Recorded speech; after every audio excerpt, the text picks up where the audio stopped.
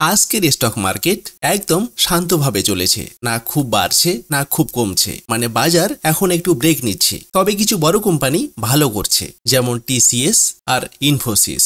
এই দুইটি কোম্পানির শেয়ার টানা কয়েকদিন ধরে বাড়ছে। এর মানে কি, মানুষ এখন প্রযুক্তি খাতে ভরসা রাখছে, কারণ এখন অনেক কোম্পানি এআই আর সফটওয়্যারের কাজে বিনিয়োগ বাড়াচ্ছে। টিসিএস আর ইনফোসিস সেই ধারণারই অংশ।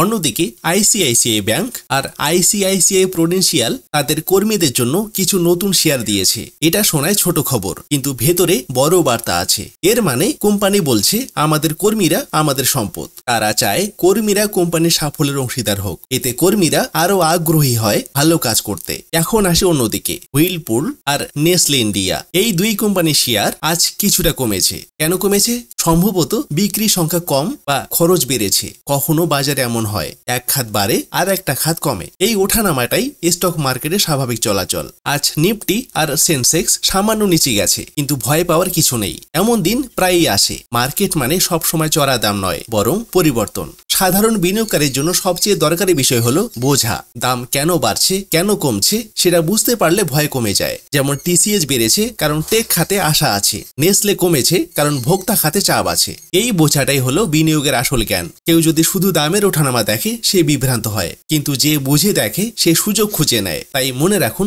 স্টক মার্কেট কোনো খেলার জায়গা নয়, এটা শেখার জায়গা। আর শেখার প্রথম নিয়ম ধৈর্য। আজকের শিক্ষা এক বাক্যে, বাজার ওঠে নামে, কিন্তু জ্ঞানী বিনিয়োগকারী ঠান্ডা মাথায় দেখে।